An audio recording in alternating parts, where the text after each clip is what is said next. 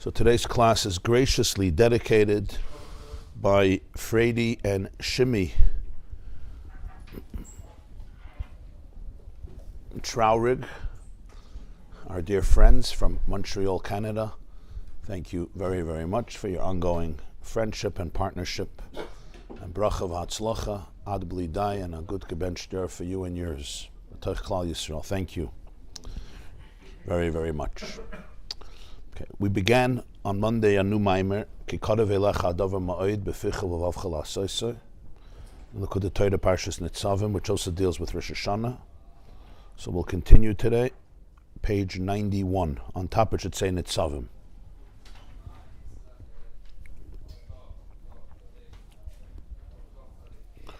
On top it should say Nitzavim. It's 91 in the second column of the mimer. In the Hebrew it's Mem Vav, column 2. Mem Vav, column 2. So beside Adarabba. Will singen an Niger? Can singen an Niger nach? Yeah.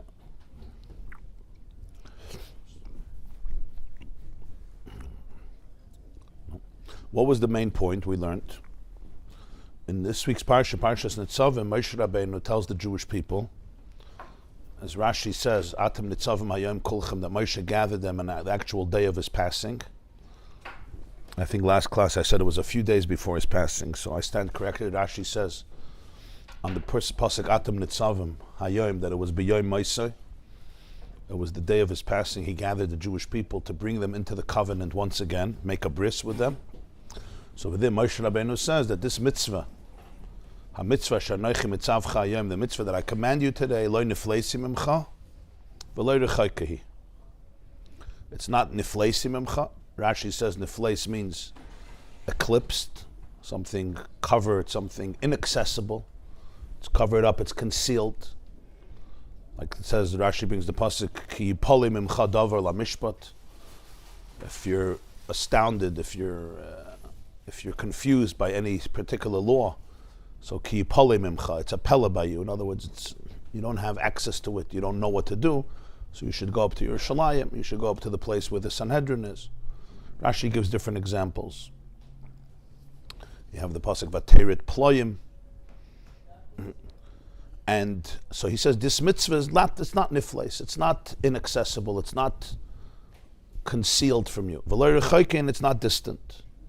It's not in the heavens, it's not over the seas. It's extremely close to you, it's accessible to you. Ma'od, for your mouth, for your heart, it's in your mouth, in your heart, to be able to do. So the Maimon began with the question, what are the two expressions? It seems redundant. And even though he's using two words, obviously it's not redundant, he's using two different words. So he started to explain that the word nifleis comes from the word pella, which means it's a wonder, which is the same concept like Rashi says, it's concealed, it's not accessible. A wonder is something that's beyond us, it's astounding. A dvar pella. The Radak in Sefer Asher Rashim also says it's connected to another word, which is lefale neder, which means segregated, separate, precious. Lefale neder and nedava. And he says the two are connected, because something that is a pella, something that is wondrous or astounding or unique or sublime or aloof, concealed, is also separated from you. It's mufresh, it's segregated from you. On this, Moshe says, this mitzvah you would think is nifles, but it's lo nifles. In order to explain this, he brought a Zohar, that the Zohar says that there's three realities that are deeply interconnected. Klas Kishrin, they're connected by three knots. And each one has two dimensions, Sasim and Galia, the hidden and the revealed.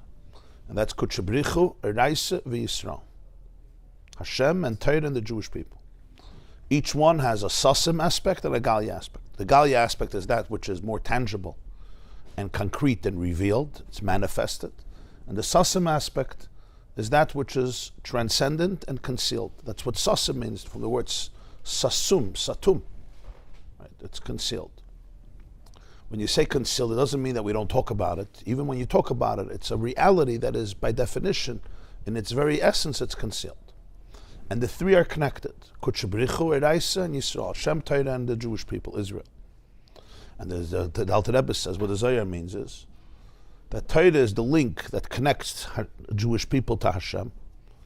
But there's two aspects. The Galia of Torah, the part of Nigla of Torah, the revealed aspect of Torah, connects primarily the Galia of the Neshama to the Galia of Kudsha B'richu, the revealed aspect of the soul, or the more revealed aspect of the soul, to the more manifested aspect of Hashem. And the Sasim De'erais, Pnimiyus HaTorah, the secrets of Torah, the inner dimension of Torah, the esoteric aspect of Torah, we're good? Recording the whole time, it just wasn't on. Okay, Shekayach. Shekayach ibn Nechemia. You call them. And the Sasim De'erais, and the concealed aspect of Torah is what connects the Sasim, the Neshama, the innermost part of the Neshama, to Sasim, the Kudsha B'richu, Kavayachal, to the Pnimiyus of Hashem. So it's Tlas Kishrin Miskashran. I told you that from this comes the expression Yisrael Eiraisa v'Kudsha B'richu. Kulachad. This is based from the Zohar Chela Gimel Daf Ayin Gimel. I think it's Parshas Ba'al Loischa.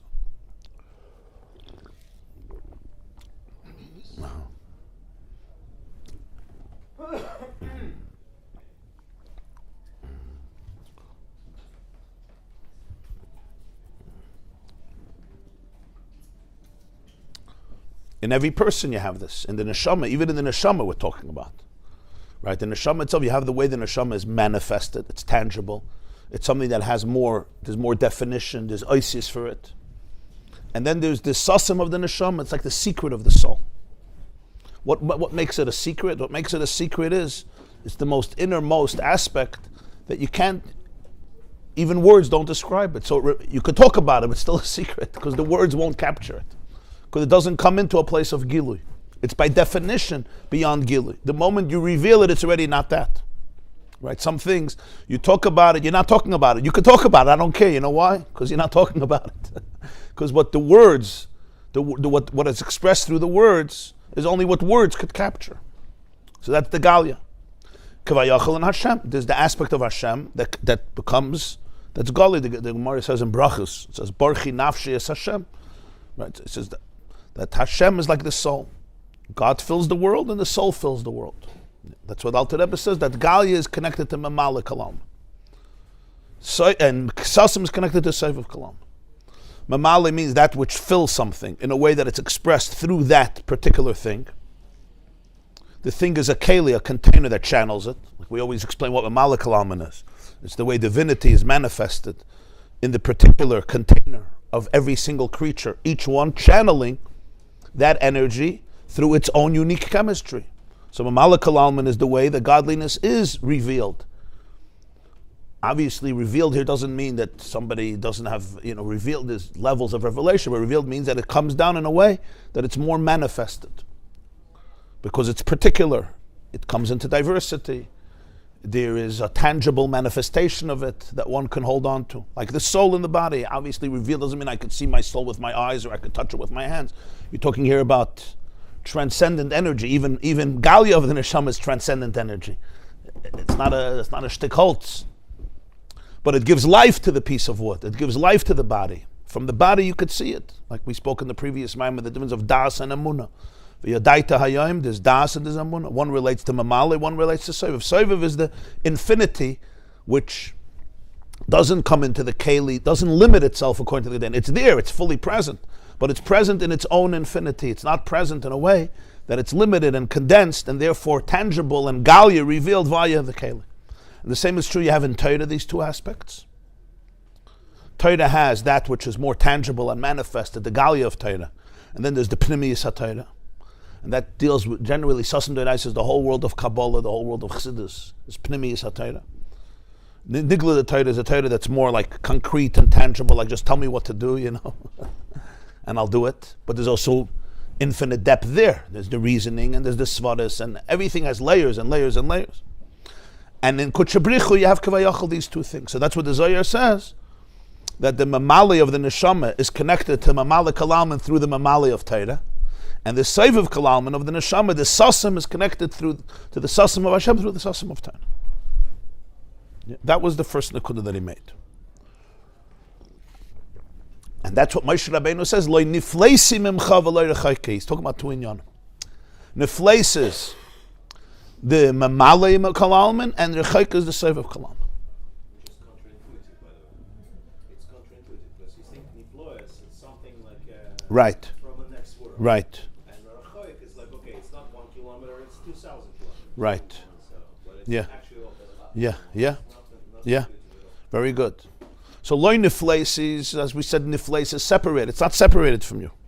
You would think, yeah, if you would say it is nifleis, you say, wow, this is a wondrous thing I'm seeing, or this is such an amazing idea. It's a dvar pella, it's like a pella, like a nifleis, or like a miracle, right? Like it says by Mitzrayim, niflois. A wonder. Yeah, you say it's a wonder. So Moshe Rabbeinu says loy nifleis. In other words, you would think that this mitzvah is mufresh from you, it's separate from you. On this he says, no. It's memale, it's mislabish b'toich atzmus neshamas Yisrael. This is you, this is your DNA, this is enclosed and manifested in your essence.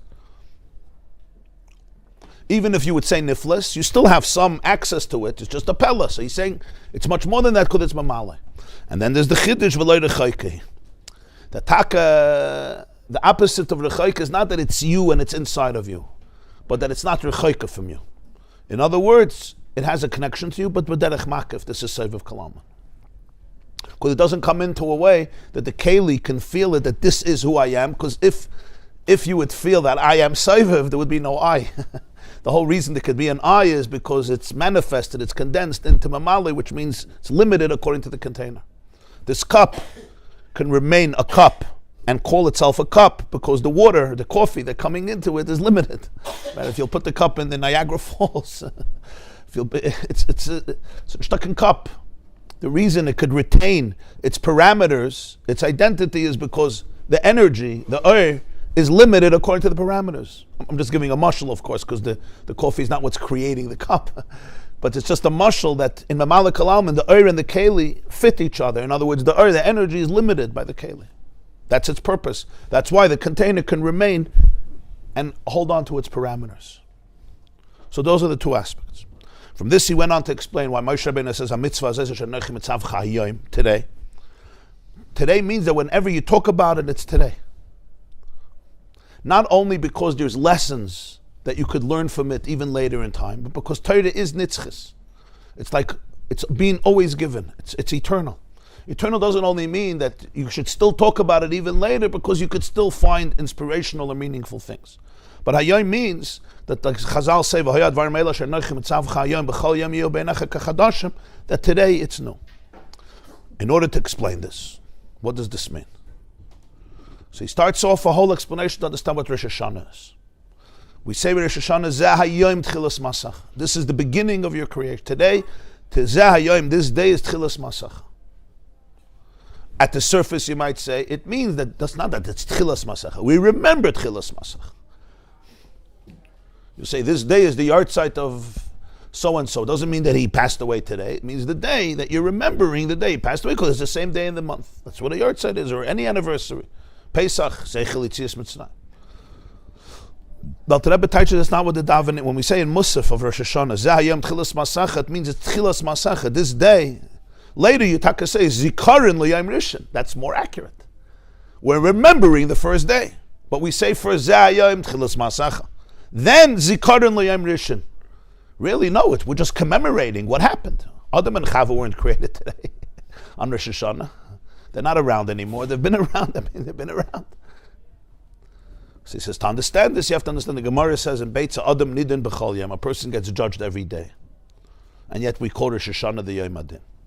So for this, the Alter Rebbe started to explain a whole inyan of creation.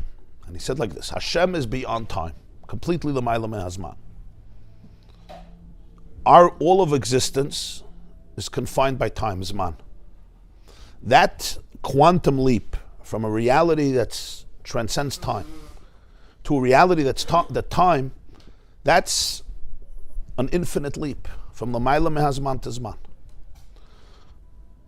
And that comes with space, matter and time. Like we say, Bereshis, Bara, Lekimis, Hashemayim, Besaretz. God created at the same moment three things. Bereshis, the beginning, time, Shamayim, space, and Eretz, matter. Earth, matter. Space, matter, and time. But, And then light to be able to communicate. and light to be able to communicate, yeah. That's particles, and waves. Waves, particles. The first thing that was created is light. Vayomer Elokim yehi or, vayir. Of course, there was Bereshis, there was Shamayim, there's Eretz, and then the Hashem creates light where there could be communication.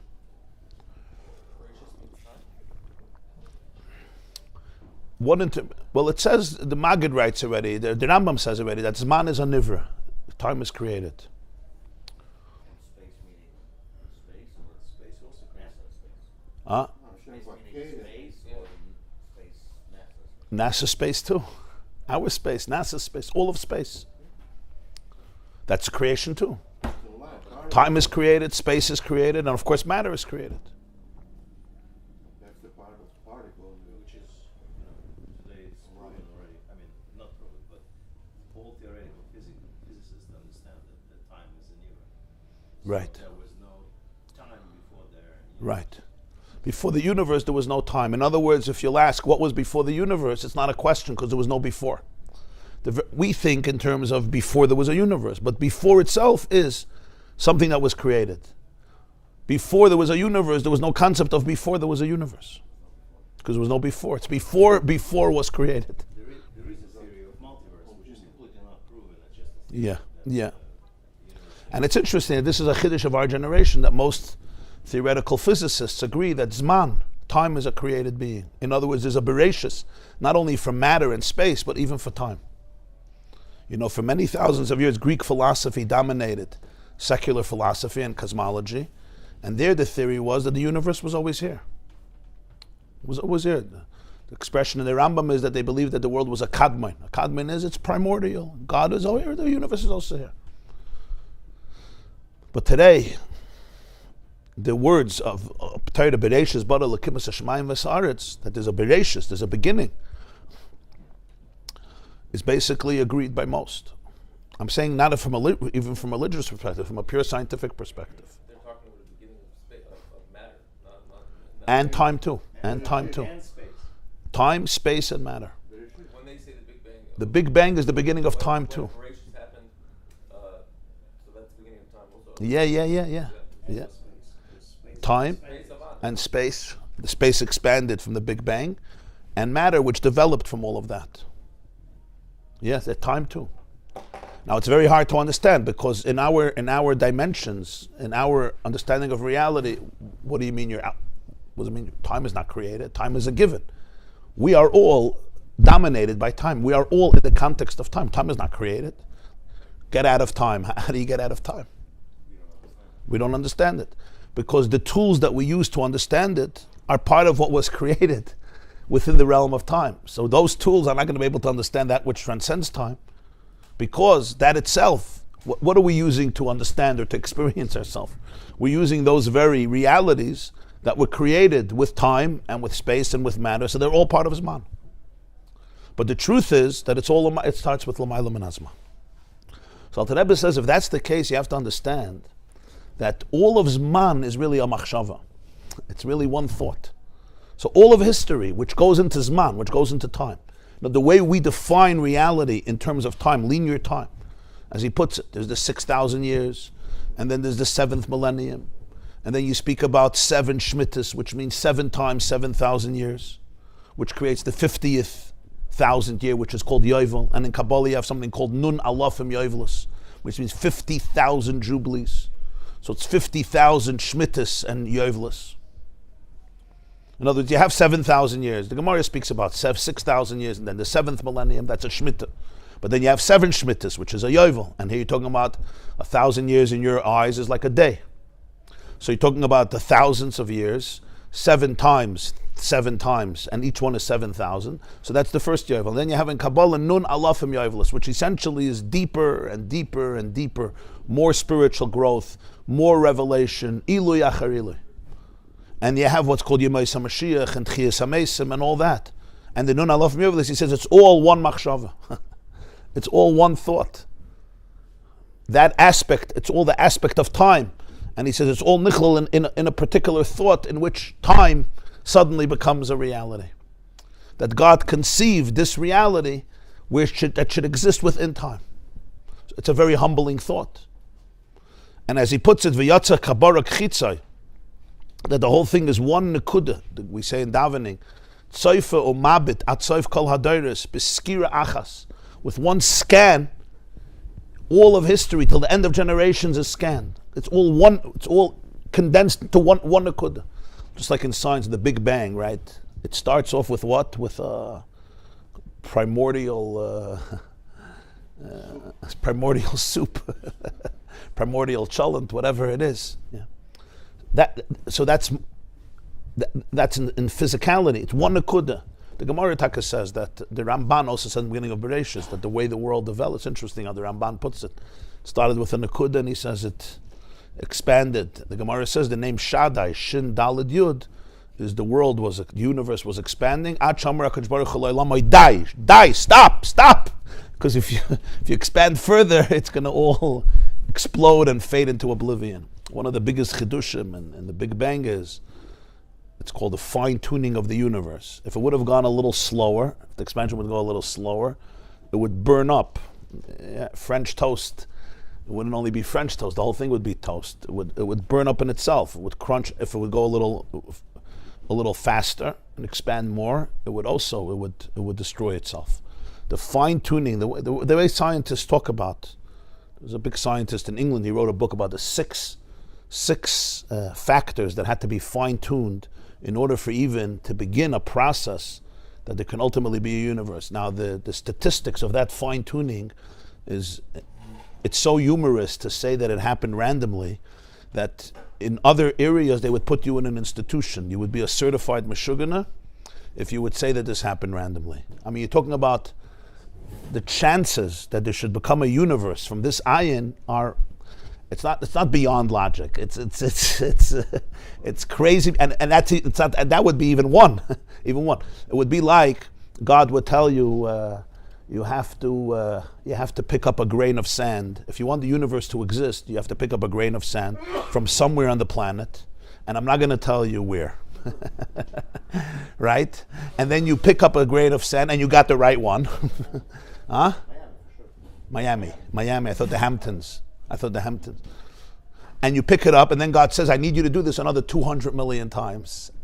Right? And then you say, oh, it's random. I mean, it's just Al Pi Seichel Pashut. In any other area you would be certified, it's nuts.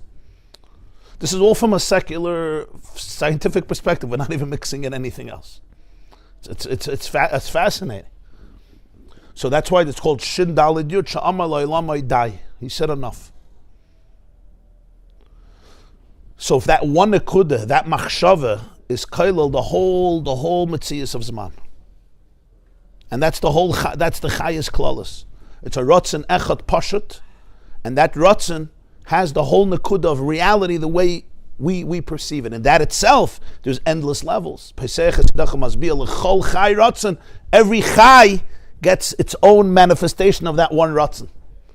That's how he touches the pasuk. Kol chai, every creature, you can't compare the consciousness of an ant to the consciousness of an elephant, to the consciousness of a human being. You can't compare the sun to the moon, to a black hole. You can't compare a flake of snow to the zodiac, to stars. But everything, it comes from that one ratzon. And then it trickles down and is manifested, l'kol chai, every chai according to its parameters. Yeah. Not still, but yeah. Yeah. From ratzon, it then comes into machshava, to dibur. That's why you have asara mamaras, 10 utterances. Over there already begins more diversity. And then that itself is further divided into the infinity of creation with all of its diversity. And that's how you see it by a person too. You'll have a thought, an instinctive thought, almost like a picture in your mind, and then to say it could take a few hours. But it was all there in that thought. We all know that. You have a vision, you have an idea, an epiphany, it's all there. Everything, every detail that you're going to speak about in hours was there. But how was it there? It was there in such a concentrated and condensed way that it took a millisecond. Sometimes you have an idea. Now to talk about it, to share it, could take hours. To write it down could take weeks, could take months.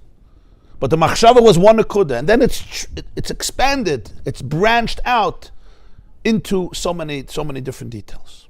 But it's all nichlal in one chiyus klali. And that chiyus klali, basically, is the one machshava that contains the whole reality of Zman. Now you'll say, "L'may nafka to us." It's taka the truth of physics. This is the truth of physics. But l'may nafka to us. Why is he saying a maimed about it? This happens on Rosh Hashanah. Zeh hayom tchilas masecha is not a joke. It's not an exaggeration. Rosh Hashanah is the interface between completely l'mayla mehazman and the entire collective machshava from which all the individual creations will emerge. Zeh hayom tchilas masecha. And this happens every single Rosh Hashanah.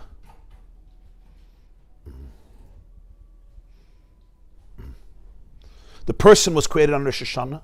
The human being is in my image. Nasa adam b'tzalmeinu kidmusenu. And therefore, he's the image of God. So therefore, the Adam encompasses all of creation. That's why it says in the Adam, he blew in nishmas chayim, the soul of life. It's not only his own soul of life. It's essentially the soul of life. The DNA of life is in the Adam. That's why Adam names all of the animals.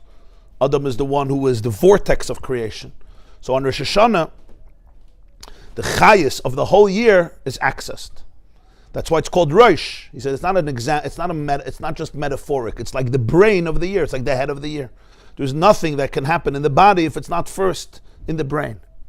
It's included in the brain, and then even afterwards, when it's channeled, the brain still has to govern it and direct it. And that's what he says. Each Rosh Hashanah, there's a new tziruf. There's a new combination of energy, which comes from the source, from the complete source, which is l'mayla me'azman. And that's called Soiviv Kalalman.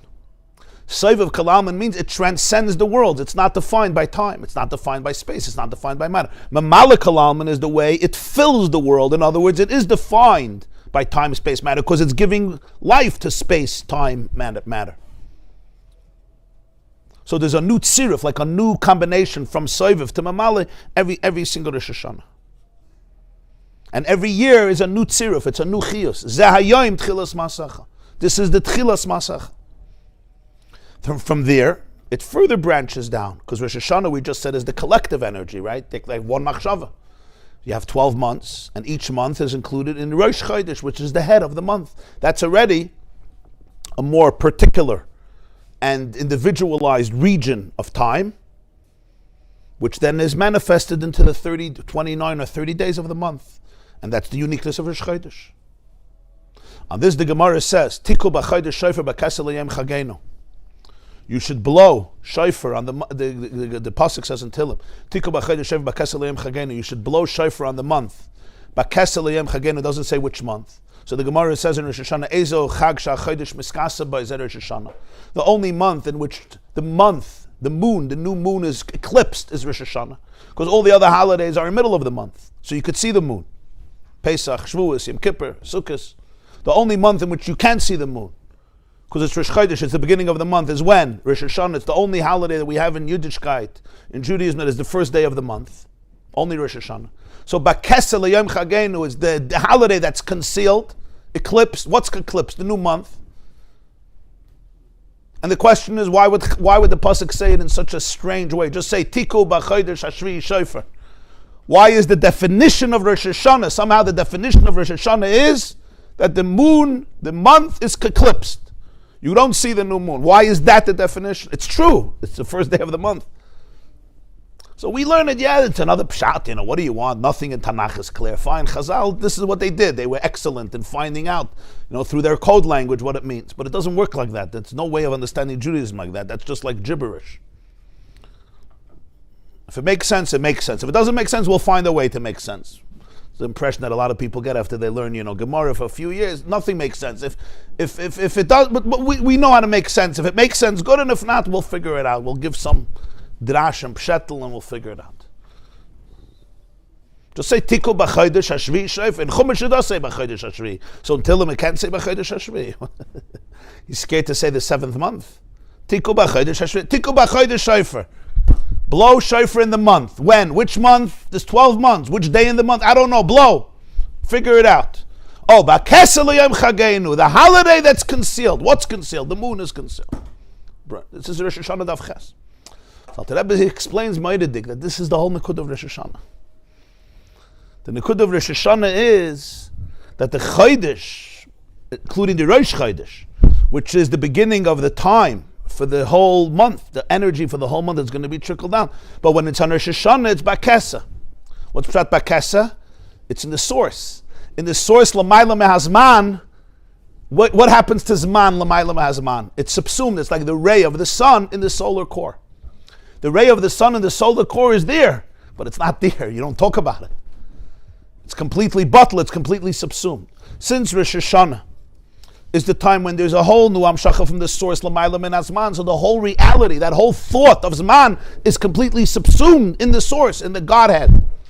That is the definition, and we're going to see, that's why you have to blow shofar.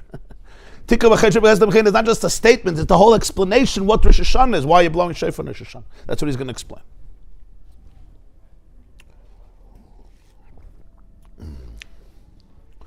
And this is negate to the avoid of a person, as we'll see, because the mamale of the soul is connected to time. The soiviv of the soul is the direct connection to beyond time, soiviv kalalman. In Torah also you have these two things. And on Rosh Hashanah is a new hamshacha from the soiviv to the mamale, from the beyond time into time. So first it comes out as a machshava klalis, that's Rosh Hashanah, that's why it's a collective day which encompasses the whole year. And then each day is a manifestation of that, just like you have the brain, but then you have the limbs and the organs, and you have 70 trillion cells, and each one is getting its access and its directions from the brain, which is like Rosh Hashanah. So each day is another limb, it's another manifestation. And within each day you have each hour, and you have each minute, and you have each second, but it's all a derivative from the machshava klalis, from the ratzon of Rosh Hashanah, which essentially is a flow from L'mayla min Zman. So Zahayim Tchilas Masacha, which is from beyond time into time, like the interface. Rosh Hashanah is the interface. So Mele Bakesa L'yam Chageinu. The whole Inyan is the whole Chodesh, which is the time of the month, which is already how the world is in time. It's all subsumed. Bakesa, it's covered up. L'yam Chageinu in this Chag. Ezo Chag Shah Chodesh Miskasaba. He says Ha'aretz HaChodesh Misbatel Boi Kebitel Ziv HaShemesh B'Shemesh. That's what Baruch Sha'amar v'haya ha'olam. The whole world is in this Amar, one machshava. But Maimer Echad Yachal Baris, with one utterance, he could create the world. What's Pshat? It's not just he could. The whole world is a Maimer Echad. And then it's manifested into Asara Mamaris. There's Baruch Sha'amar v'haya ha'olam, and then there's Baruch Omer v'oisa. What's the difference? Baruch Sha'amar v'haya ha'olam is the one Dibur. Sha'amar v'haya ha'olam, from that one Amar. And then there's Baruch Omer v'oisa. The way it's manifested further in the every day has its own unique tziruf from the Baruch Shama V'Yolam, from that one machshava. But that one machshava is the collective interface from beyond time into time. Which makes the whole world. You can't see the world as a pella when you have just one nakuda. When you see all the variety and expansion. Yeah. Story. You have a story when you. Yeah.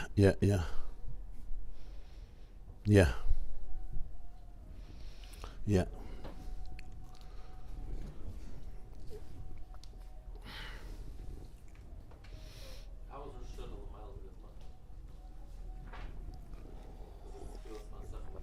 Zman? Zahayim Tchilas Masech on Rosh Hashanah, you have the Hamshacha, so to speak, the revelation from reality which is beyond time, into a machshava, a ratzon, which is going to include all of time of the year, every Rosh Hashanah of that year. That's the deeper pshat. The Gemara says that the 2 days of Rosh Hashanah is kiyom ma'arichta. It's 2 days, but it's really one long day. Even the 2 days is considered like one yom. If you have lamashal, if you have, metaphorically speaking, this is an old metaphor, if you have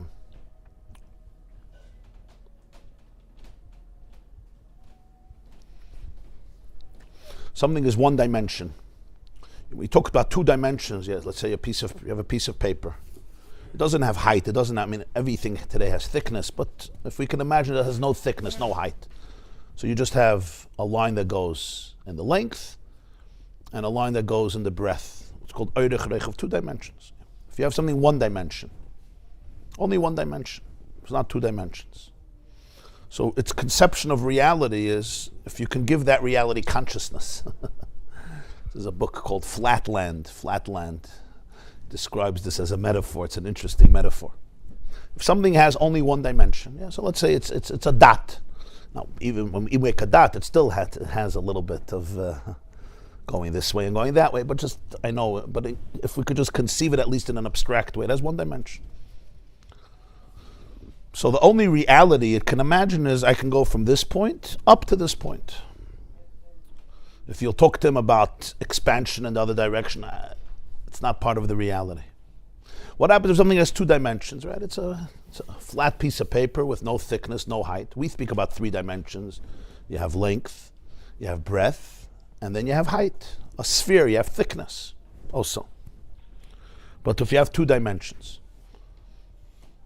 and a creature that has 3 dimensions comes to visit, But in the world of 2 dimensions, there's no such a thing. Huh? So what does he do with it? What does he do with it?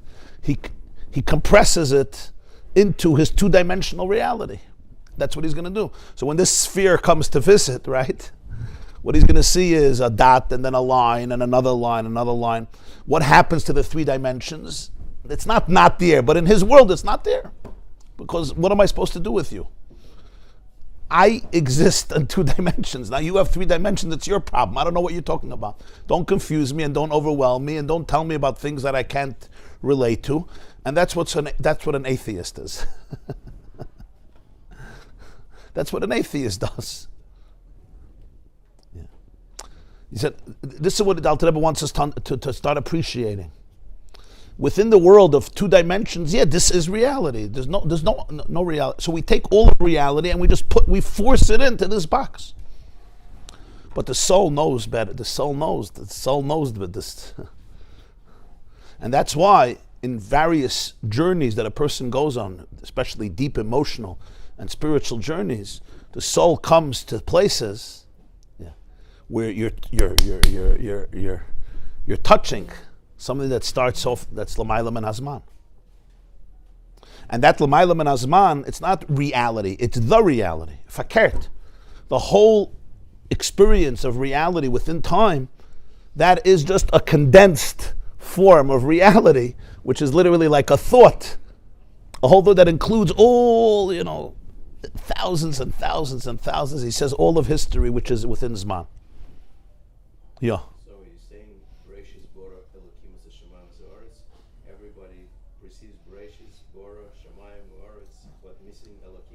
Yeah. That's the Nikuda. Yeah. So the core is missed. Yeah. You have Bereshis, Bara, Shamayim, Maretz. You're just missing the Nikuda of Elokim. That's how deep the prison can be. Because I'm so invested in my 2-dimensional reality. I am this flat piece of paper. Do not mix me up. Sorry. You decided the height. I don't know what. It's not that I'm not even arguing with you. I don't begin to relate to it. That's what we're trying to say. It's interdimensionality. It's a different dimension. It's not like I'm not arguing. I don't know what you're talking about. I don't know what you're talking about. I don't feel what you're talking about. When we talk about L'mayla min hazman, we have to understand this limit. It's words. It's like telling those 2 dimensions. I'm not arguing and not arguing. I don't relate to it. It doesn't even fit into reality. It doesn't fit into my whole reality. This is the beginning of growth. This is the beginning of being sensitive to this. The beginning of true spiritual sensitivity, of even understanding where real dveikus is, where real Yiddishkeit is is in this experience. And as we're going to see, that the soul touches all of this, because the soul is rooted in this L'mayla min hazman. That's the Soiv of Kalalman. That's why Rosh Hashanah is such a gift. It's such a powerful day, because it goes back to the beginning. It's the one day that goes back all the way to the beginning, which transcends time, when that entire process began.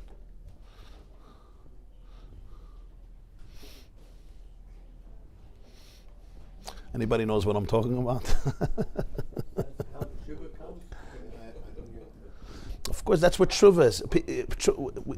This tshuva you're a bad person, you have to repent. Okay. Real tshuva means returning to l'mayla min hazman. That's what tshuva is. Shedding all the layers that take me away from real reality. That's a gift. Rosh Hashanah is the biggest gift. No, that's the gift.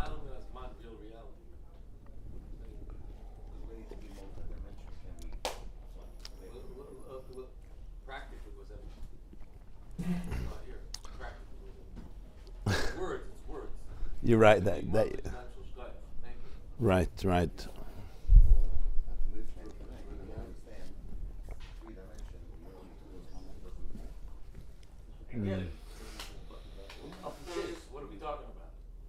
So now we have 3 dimensions. So we know what this means. We have height. We're not just a flat piece of paper, right? There is a journey.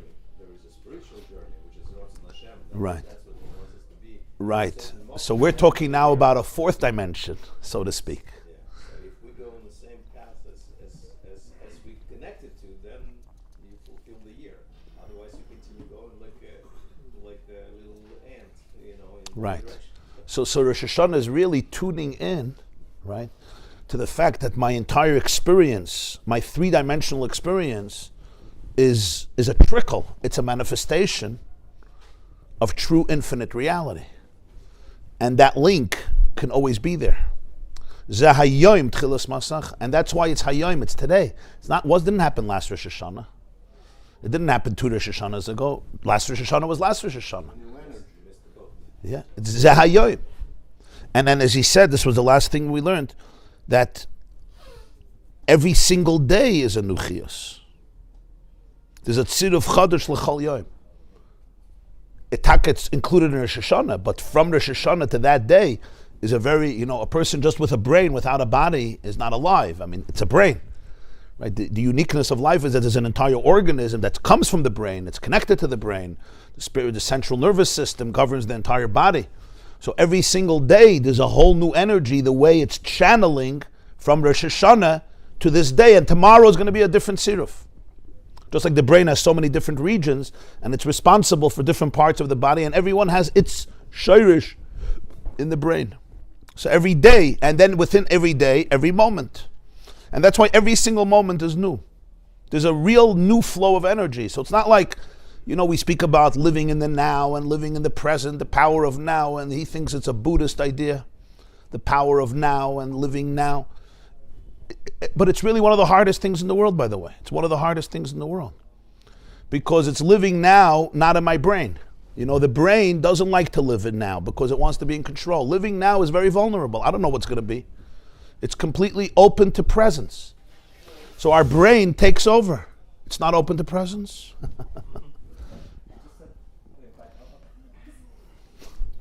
Okay, I'm glad that I triggered something. That itself is good. It was a gross mistake. But we said that if you present, you don't think what's going to happen, so you're not nervous. Because it's difficult to live in now because you think what's going to happen. But it's basically, it means you live in the brain. If you now, you don't think what's going to happen. Right, very good. When you're living in now, you don't think what happened, but it's hard because I want to be in control. If I want to be in control of things, my brain wants to be in control, right? So I'm thinking about the past, I'm thinking about the future. To really be completely present now is a very, very vulnerable state. It's an extremely vulnerable state, but that's what Dveikus is. If you don't believe me, you could try it out after the shir, and you'll see how hard it is. It's very, very hard. I mean, that's what really davening is. That's what Dveikus is. Because we always go somewhere. We always go somewhere. And there's always good reasons. Somebody got to support your family, right? Somebody got to pay a mortgage. Somebody got to prepare for Yom Tov. Somebody got to pick up the kids. Somebody has to clean. Somebody has to go to the appointment. It's not like there's always good stuff. So it's so easy to go away from this. And a person needs to be able to bring themselves back. Bringing themselves back doesn't mean I'm an irresponsible person. But it means wherever I am, to be really fully present to this experience. And that's the chiyus, the life energy that's trickling down from the source into Rosh Hashanah, from Rosh Hashanah into every single Rosh Chodesh, from Rosh Chodesh into every single month, and there for every single day, and every single day into every hour and every moment, etc. That's what it says in Kabbalah, that every hour there's a different siruf of Shem Havai, a different combination, Yud and Hey and Vav and Hey. Is 4 letters and it has different combinations. Yud, so every hour from the 24 hours, so that's 12 hours is a tziruf of Yud Kevavke, another 12 hours is Aleph Daled Nun Yud. When Alter Rebbe was in prison, I mentioned he was in the cell in Petersburg, so there was no windows because they didn't want you to know when time is. And one of the people came to visit him. They would do a lot of investigations and this, and he was either davening Ma'ariv or Shachris, whatever. So he said, this Russian asked him, how do you know? Oh no, he came in, so he said either good evening or good morning. So he said, how do you know what time it is? So he said that every hour there's a different siruf of, it's a different combination of the divine name, so he knows what time it is. If you're sensitive to these things, it's a different siruf in the hour, it's a different siruf. Okay, so now let's let's now go weiter inside.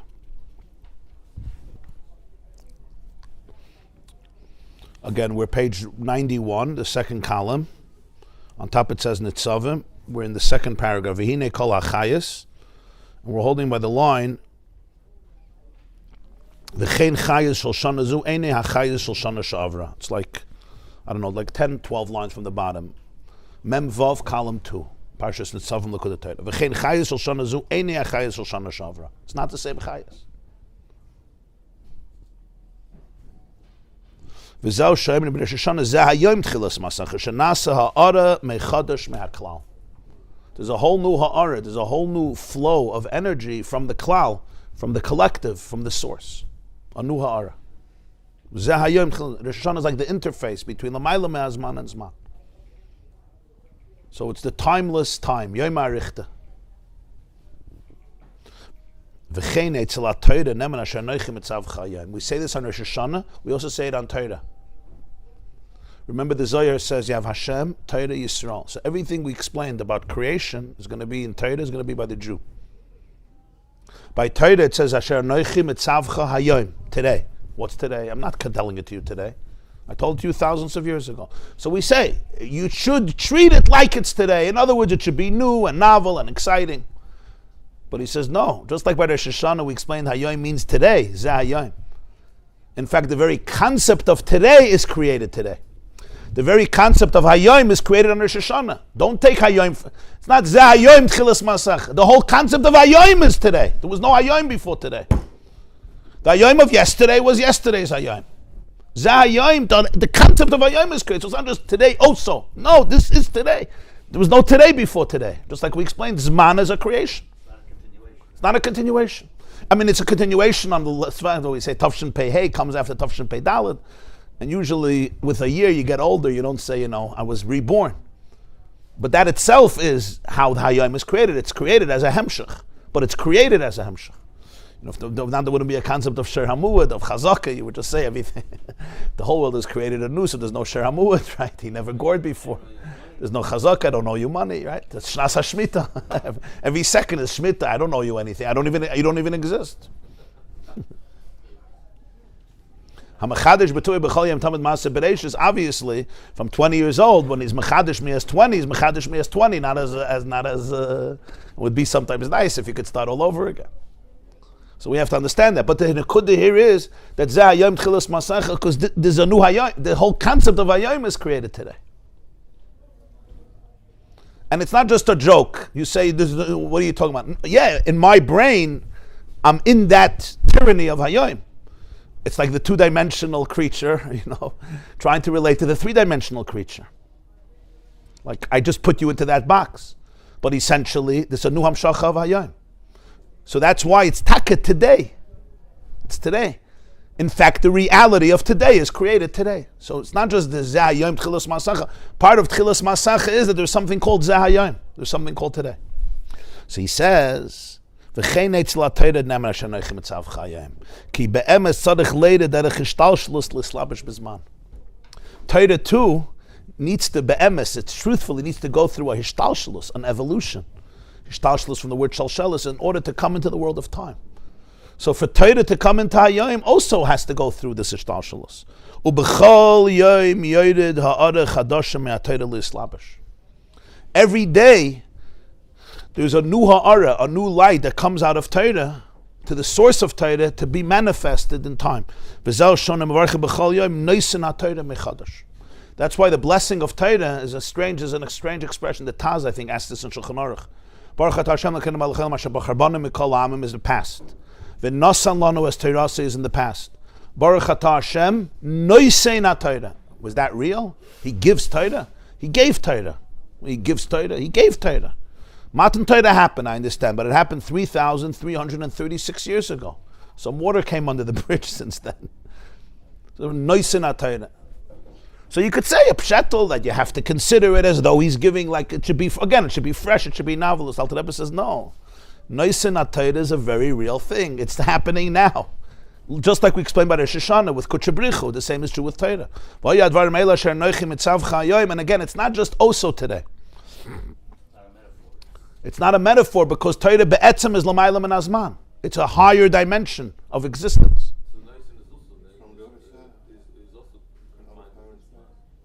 Right, that's what he's saying. So, but yet the Torah that we relate to is a Torah that relates to Zman. It's a Torah that relates to space, to time, to space, to matter. Because most of halacha relates to space, time, and matter. But essentially, you're touching something that's beyond time. So there's a link between a higher dimension into a lower dimension. That link, don't take for granted. So Noisin is also a misnomer, but there's no other word to describe it other than Noisin. Yeah, kol ha-noisin ba'anya. It's No, it is, because that's what a matana is. Matana is that there's a ha'ara that comes down from the Ma'ala min Hazman that could be able to be contained within a brain and within a heart and within an understanding and an experience that is within time. Yeah, and we can even have a whole segment called Mitzvah Essay, Shahazman Grama. It's defined by Zman. The Zman creates the mitzvah. Whether it's Kriya Shema, whether it's Tzitzis, whether it's Sfira Saima, whether it's Tkiyas Shofar, whether it's Lulav, it's the Zman. Right, the Zman of Sukkot creates this mitzvah. Before Sukkot, I don't have to shake Lulav. Before Sfira Saima, I don't have to bench Sfira Saima. Or before Zman Krishma, or after Zman Krishma. It's not the time of Krishma. So this is all, but essentially it's all the Ma'ala min Hazman. It's a frequency that's mine, but it comes into a frequency. Divine is higher than time, but the divine comes into a frequency, just like, light, electromagnetic fields in physics, there's frequencies of light, and sometimes there's a frequency that I can't detect. I don't have a relationship to it. There's colors that we don't see, birds see them. Why? My eyes have, the retina of the eye has certain receptors that can look at this, and the brain says, oh, I know what that is, that's yellow. There's certain colors, it's not that they don't exist, I just don't have the kalim to pick them up. There's sounds that dogs hear, people don't hear. It's not that the sounds are not here, the sounds are here. We just don't have the kalim. Again, it's back to 2 dimensions with the 3 dimensions. So I say it's not here. That's the best I can do. I say it's not here. It's not that it's not here. I just don't have the receptors to pick it up, so it's not here. It's true in every shir. Everybody hears what they're capable of hearing. Right? And it's such a humbling truth in reality. I can hear something 10 years ago. I heard it. And I thought I heard it, and I thought I understand it. But suddenly, a few years later, you do some more healing work, you do some more emotional introspection or whatever it is. God helps you to grow. And suddenly the same words, wow. It's a whole different experience. What happened? There was the same words, but the kalim were not there. So everybody hears what they're capable of hearing at that time, including in this shir. It's all I can do. I can show up with the tools I have.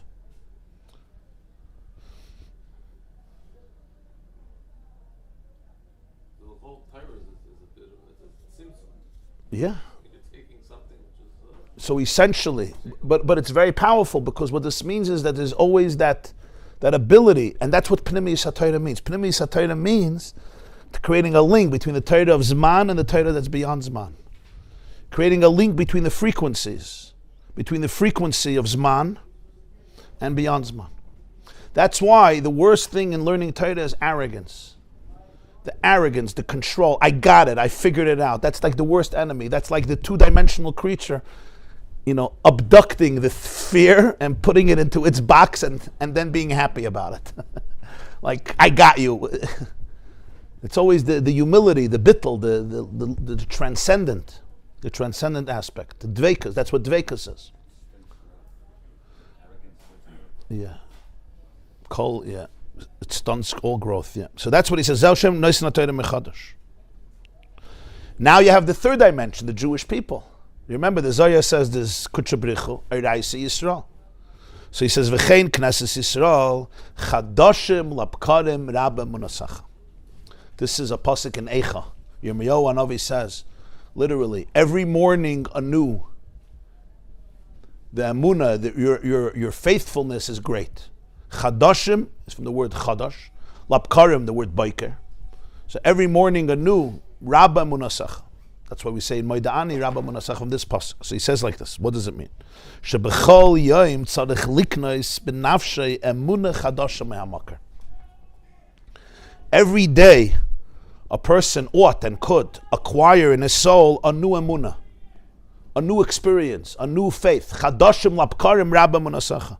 Mehamakar, from the source of it all. Ki yamim yutzru. The pasuk says, Yamim yutzru, days were created. Kol yemei adam shem shivim shana. Heim yutzru. Uktsuvim la adam. The pasuk says, Yamim yutzru v'loi echad behem. It's interesting. This v'loi, there's a kriya and there's a ksiv, the way it's written and the way it's pronounced. So you could see in the pasuk, Yamim yutzru v'loi echad behem, in Tehillim, Kuf Lamed Tes, I believe, right? So it's written with a vav, but it's pronounced with an aleph. Now the truth is, it's the same thing, because when you have loy with a vav and loy with an aleph, loy means to him, loy with a vav means to him. You have ayomer loy with an aleph means loy. No, so pronounce is the same, but the meaning is the opposite. Loy means to him with a vav, and loy with an aleph means not. Right? So it's actually negation. So this loy is both. There's a vav and there's an aleph. One is written and one is pronounced. Again, pronunciation, you won't know the difference, but that's what it says in Tehillim. The Teimanim have, you could see a little, they have a nuance difference between vav and aleph. We don't. The Ashkenazim, most of the Sfardim don't. The Teimanim, they have more letters in aleph base than we do. They're gimel and they're reish. It's interesting. Yeah, they have a lot more subtle pronunciations, more nuanced. So he says like this: Ki yamim yutzru, kol yemei adam shem shivim shana hem yutzru uktsuvim la adam, v'loy echad behem. Sha'akri hu bevav. The way it's pronounced is with a vav. Sha'yamim aniktzavim hu b'shvil she'yizgala v'yisra b'ha'ada b'emunah b'toisvus chadash b'chol yom. All the days that were given to him is v'loy. It should be able that he should align himself to the echad. In other words, there should be a new growth of Emunah every single day. Chadashim lepkarim, why is there new? Because it's a whole new Emunah that comes from Soiviv, Kalalman, which is infinite, which is beyond time, into the human being. So that's Chadashim lepkarim Rabba Munasacha. So again, it's Hayom. There's a flow from Rabba Munasacha, the Emunah which is Rabba. Rabba means abundant, infinite, which is Soiviv Kalalman. So Chadashim lepkarim, every day, every biker, a person's soul ought to acquire a new flow from that source. It's never stale, because if it's become stale, if it's yesterday's, then I'm not in touch with the flow of energy today. So it's really linking myself every day anew to that which is Lamayla Min Hazman, to Rabba Munasacha, where there's complete surrender, where there's I don't have to control, I don't need to control. Beyond time, you don't have to control anything. Because the whole concept of control is, what happened yesterday, what's happening now, what's going to happen tomorrow. So that's the world in which I control it. This world, that's the world of Emunah, there's complete surrender. Not surrender from a place of weakness, Surrender from a place of very, very deep empowerment, from a place of oneness, from a place of intimacy. So every single day, Chadashim Lapkarim, there's a new flow. Yamim Yutzru. V'loy Echad Behem. V'loy, he says, the Kri is with the Vav, that you should align yourself again to the Echad. Huh? You, in essence, you cannot have an Emunah. You cannot have it. It might have you, but you cannot have it. No? Right. Is it the case? Yeah, real Emunah, you don't have it. It has you. You open yourself up to it. You don't have it. You open yourself up to it. And this, he says, is every day I open myself up to it. So this is full presence, full trust, full living in trust. And it's every single day. It's Hayom. Just like so Rosh Hashanah, you have Zeh Hayom Tchilas Masacha. Torah, you have Noisin HaTorah, Asher Noichem Mitzavcha Hayom. And in the person, it's also Hayom, Chadosh L'Mabkarim Rabba B'Nasacha. So you say, but what do you mean? But yesterday, no. Remember, reality is completely beyond identity. So every day is a new relationship from real reality into trickling into my identity.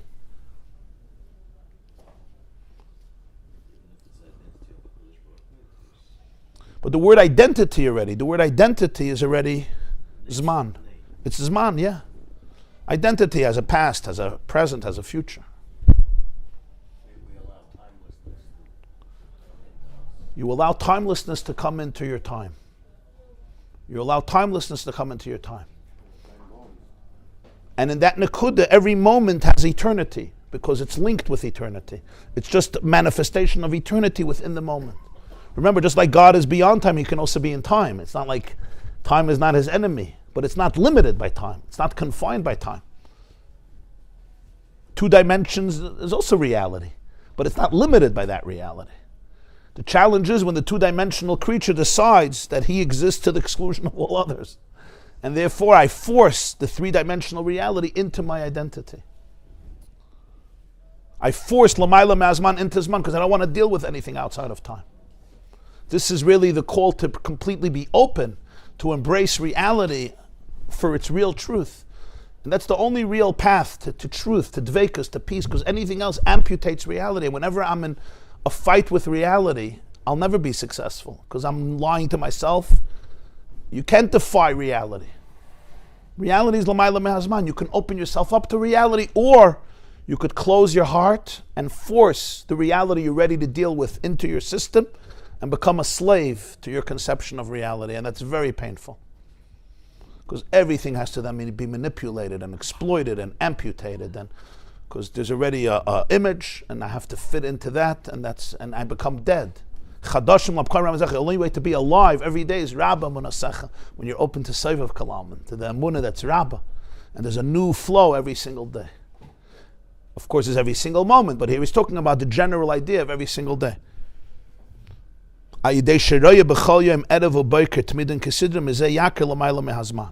When you look at every single day, there's night, there's morning, and there's this consistency, tmidim kesidra. But a person then could recognize that it's all really lamayla mehazman. In other words, like, don't take anything for granted. You know, the sun rose, the sun set, there's an erev, there's a boiker. Like, there's a whole universe coming into existence. You know, the worst thing in Yiddishkeit is to start taking things for granted. Right? Like,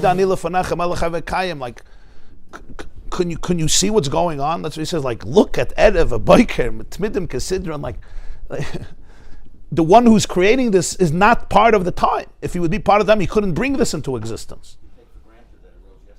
Yeah. So you say, well, that's how we all live. He said, well, that's a choice if I'm going to live like that. I could live like that. I could just live. It's, it's a default mode, cruise control. Just get me my coffee and I got to go to work. I'm called an Orthodox Jew. I'll put in some davening. I'll put in davening for half an hour. If it's Chodesh Elul, I'll do another 5 minutes. I'll do God a favor and say another kapitel Tillah. Right? But essentially, I didn't liberate myself from the conception. Everything is in my 2-dimensional experience. So he's saying when you see Chadashim Lapkarim, what's Chadashim Lapkarim? That itself is the meditation. You see constantly. There's Chadashim Lapkarim, there's an energy behind, there's a consciousness. This consciousness is an infinite consciousness. Every blade of grass has infinite design. Forget about the world, just every blade of grass. You know, who was responsible for this sun? Like, that's what Avraham Avinu understood. Like, who's responsible? Why are you taking all this for granted? Like, you know. Even if your wife makes breakfast for you every morning, you shouldn't take it for granted.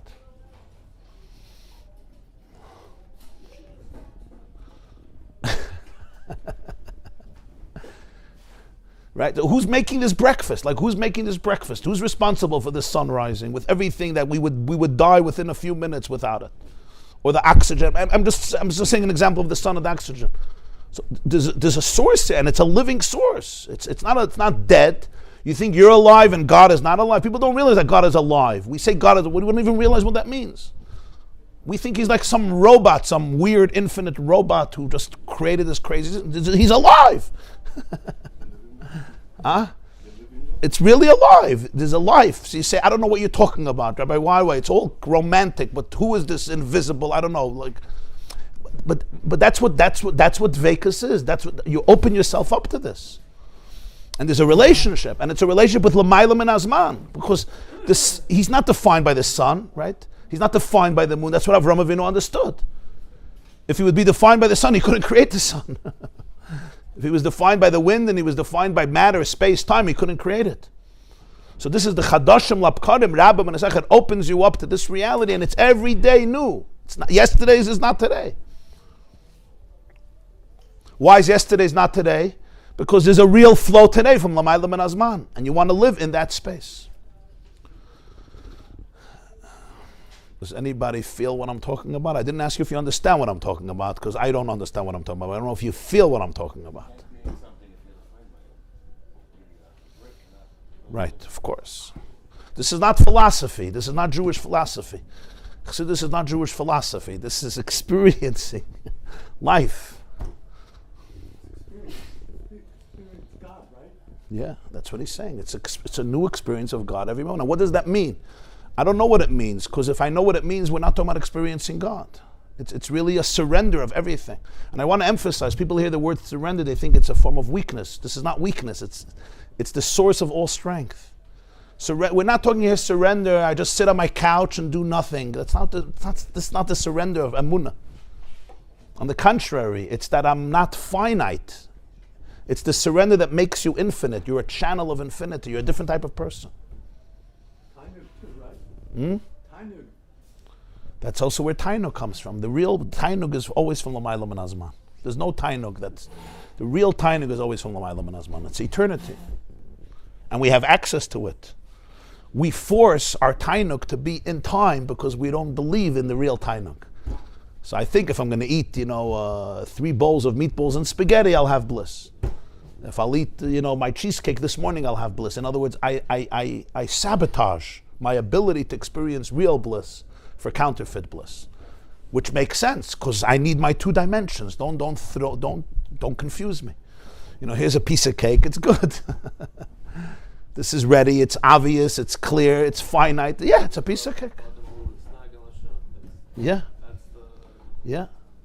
So the counterfeit bliss is so easy to embrace, and this is the human condition. When we're not judging anything, we're not judging anybody. This is what it means to be a human being.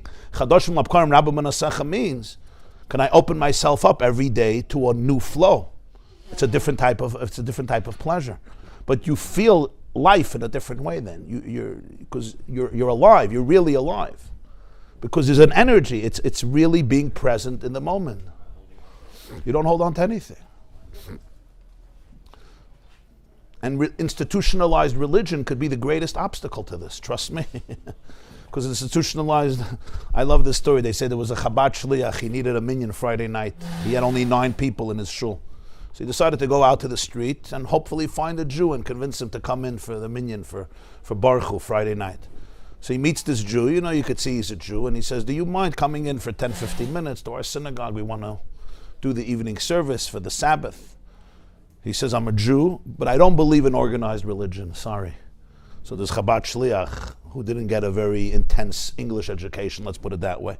He says, do I look organized? You don't have what to worry about. This is no organized religion. I can't even get a minyan Friday night. I'm not organized. Of course, the end of the story is that he came. If I really want to tell you a story, I could say, and now he's a Baal Tshuva and he has 11 kids, and 3 of them just graduated brisk or whatever, but I don't know if that's what happened. So, They enjoyed it. huh? They enjoyed it. But I'm saying organized religion could sometimes be the greatest obstacle to godliness, right? Because it's everything becomes confined. It just becomes another trap. This is the exact opposite of this. This is the openness to serve of every single day. So it's Hayom. You'll say, but no, it was yesterday. If it was yesterday, we're not talking about this. Because if it was yesterday, it means you're living in time. But reality is not in time. If you're living in reality, then there's today, because today has to be created. The Zman has to flow. The Zman has to be created. So you have it in Kutshabrichu, you have it in Torah, and you have it in Yisrael.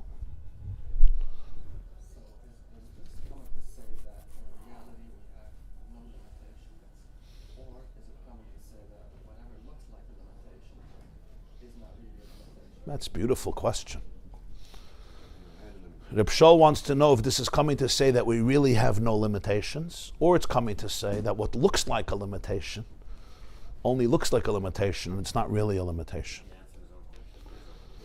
And the answer is that number 2 is the truth of number 1, right? What it really means to have no limitation, it's easier to say I have no limitations. It's much deeper to say what looks like a limitation is no limitation. So number 2 is much deeper than number 1, but it's the truth of number 1. Number 1 will be contradicted by all my limitations. So that's why number 1 you have to be careful with. You have no limitations. Yeah, try flying off a tree. You'll see you have a few limitations. Right? When we say we have no limitations, it's much deeper than saying we have no limitations. Of course we have limitations. If a person doesn't eat for a few days, they're limited. They're not gods, right? We have limitations. We have triggers. We have wounds. And then we have you. Every person is a bas of Adam. Adam Yisaydim Yafa V'Sefer La'afer. It's much deeper and much truer to say what looks like a limitation is not a real limitation. It's a channel. It's a channel. And that's the chiddush of Zman, right? If you're l'mayla min Zman, you have no limitations. If you're in Zman, you do have limitations. We're limited. We're all limited. The chiddush is chadashim labkarim rabba munasacha. What looks like a limitation is not a real limitation. You understand what I'm saying? You put the limitations in your mind. You put the limitations in your mind. You let limitations. Right. And this is also true when it comes to pain, because there's a lot of reality that's painful. Right? Emunah doesn't mean that there's no pain.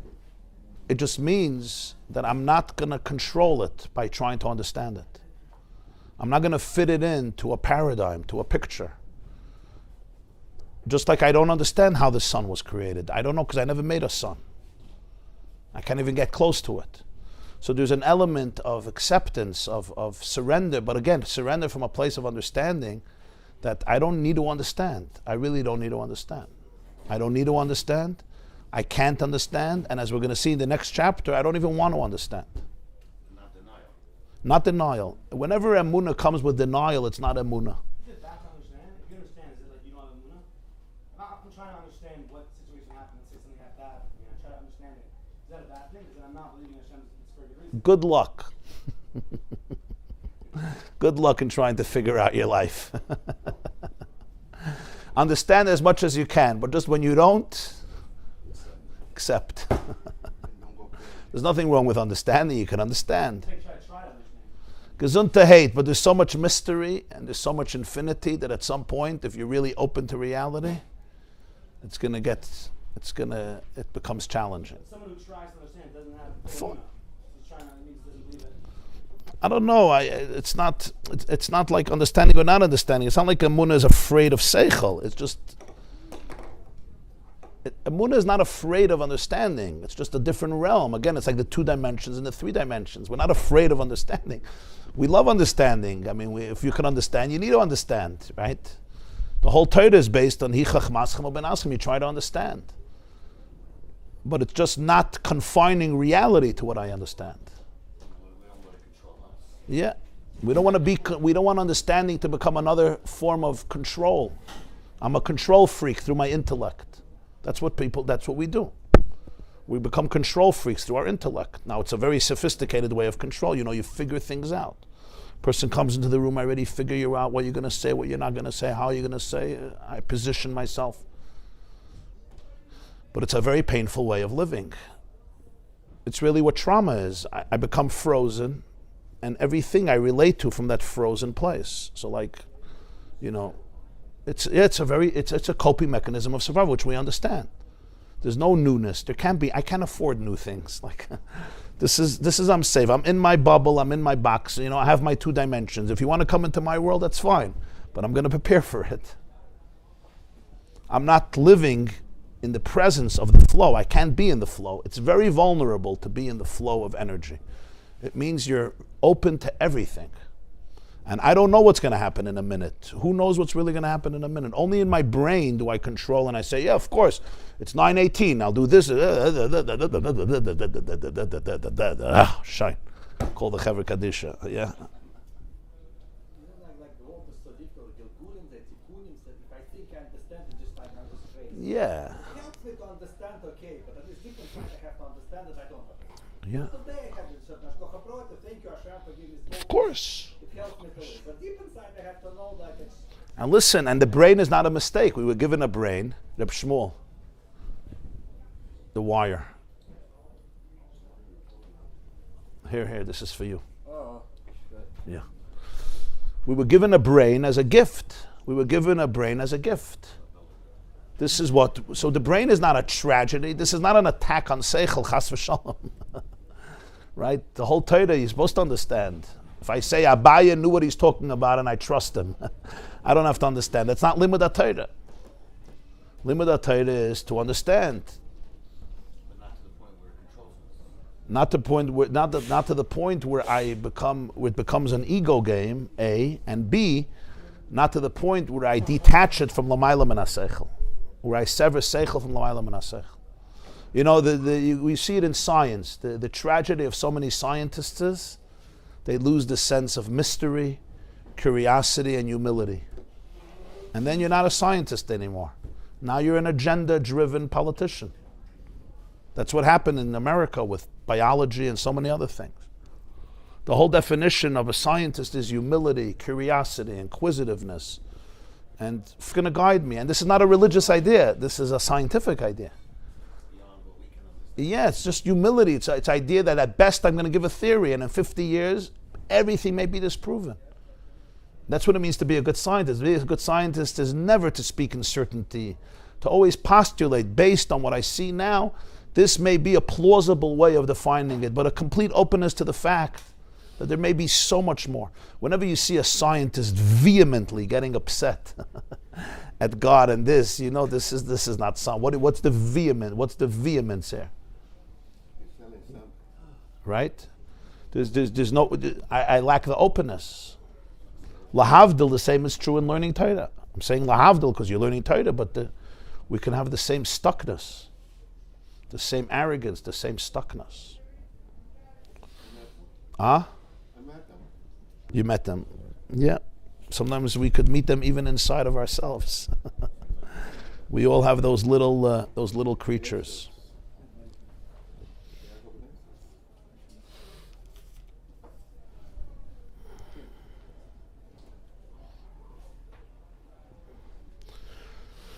Okay, my dearest friends, we'll take a break here. Be'ezer Hashem, Mitzvah Shabbos, Slichus.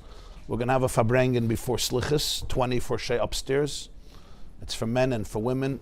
There'll also be music. And then 1 o'clock here they have the Minyanim for Slichus, or wherever anybody goes for Slichus. But the Fabrengen will begin at 10 o'clock p.m. with Amalava Malka. Again, 20 for Shea upstairs. Everybody is invited. And Be'ezer Hashem, Monday morning, we'll also have a Shir. 7:45, and everybody should have an amazing day and an amazing year, and a good gebenched Yar Shana Tova M'Sukkah on all fronts and on all levels for you, your loved ones, and all of our people, especially in the Holy Land. We should see complete victory and complete redemption, and Jews who are not afraid of the shadows.